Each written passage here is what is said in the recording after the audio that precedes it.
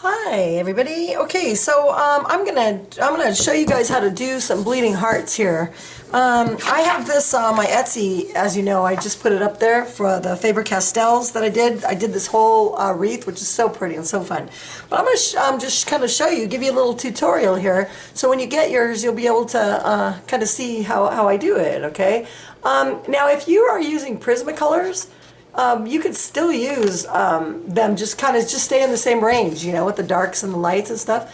I'll show you, it's pretty easy, okay? So let's go over here and, well, here's how they look, you know, kind of, you can do different colors. You can do pink ones, you know, red ones. There's a bunch of different ways to do them, but I'll just show you, kind of give you a little idea here of how I do it. So I'm going to use this one here, which is pink geranium lake, number 121. Oh, see, if you notice, what I did is when you get my kit, you get these little tags. So you can actually, you color them in yourself, you go from dark to light, and then you write the numbers down. I wrote the numbers bigger than they're on the tag just because I'm so blind.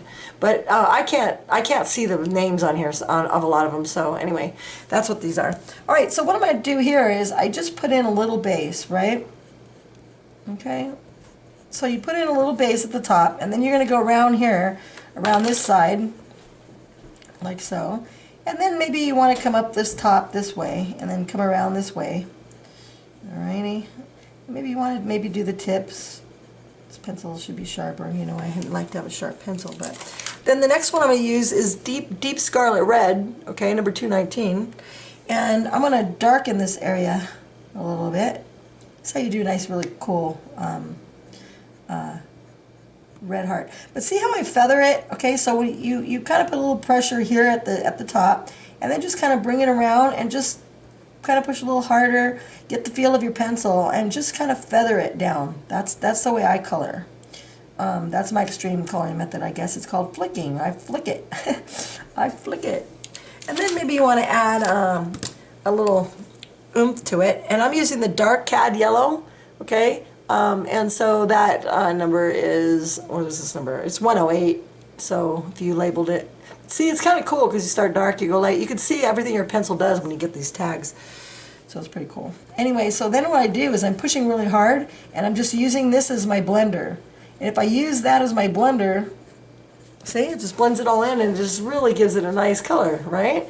Then just to add a little coolness to it, I'm going to put in light green, which is number 171, and I'm going to just kind of lay it in here like so. And then I'm going to put in this 267. This is a pine green, which is a really nice dark green. I love these Faber Castells. This is the first time I've used them, was when I made that color chart for you guys, and man, they're really great. After using Prismacolor for years and years, it's the first time I've ever deviated from it. And I can push hard, you get difference of colors. It's so fun. Got to get this kit. It's a Faber Castell kit. I got the 120. It's so cool.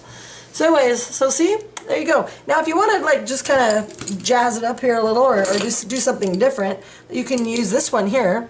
This is a dark flesh, and this is a lighter one. You just kind of throw that in there. Nice little... Same kind of way. See how I'm kind of flicking it around like that? Okay, maybe just do the top. And then maybe we want to darken it up a little bit. So maybe we'll put it on a couple colors. Let's try some fuchsia. So this is fuchsia, number 123. And I'm going to just kind of maybe go around like this. You want to maybe dark up the top, and then see how I'm flicking it around the sides? Just kind of, you know, make it a little bit lighter as you come. See how light it is there, but then if you want to darken it, just push a little harder, and then just kind of come around. Maybe you want to add a little something there. And then if you want a little accent to make it a little darker, I don't know, let's try, I don't know, what is maybe this one here. Dark red. I don't want a red. I want a darker purplish color. I don't know. I'll just grab one. I mean, you just kind of look at, this is crimson, number 134.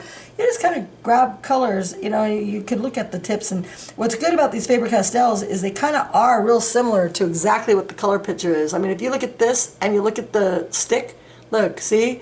I mean, it's really kind of true on the tones. You can look at a pencil and get a really good idea of kind of what it's going to look like. Okay, so you just throw it in there.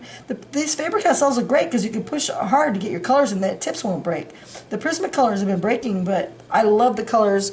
I never thought I'd ever deviate from the Prismacolors, but lo and behold, I did. Now I'm going to try something here. This is a light chrome yellow. I want to, now remember, yellow and red make what? What color does yellow and red make? Think about it, right? It's going to make an orange. So this is going to be a kind of an orangey tone. So if we use this as a blender, see, we're going to get a different kind of a yellow. And then maybe you want to put some yellow in here. And then maybe you want to like a little, we're going to need an accent color. So maybe you take a little of this one here. This is a light cad red, 117. And maybe just kind of throw that in. See, flicking it downward like this. Maybe you want to put a little on the bottom. Maybe you want to even put some at the top. You just kind of play around with your colors, you know, as to how whatever you're feeling like. See, there you go. So that's kind of gives you an idea of how to color these guys. They're really fun to do. So enjoy yourself coloring. I'll see you next time. Become a patron of mine too, because if you want all these color combinations, you get them free. And depending on how much time I have, I could do a couple a month. I've been really on a roll. I've been doing a bunch of them. So instead of paying $5 for each one, you get them free, every single one, every one of my downloads. So it's kind of a good idea. I'll put the link down at the bottom too. So thanks for watching. I'll see you next time. Ciao.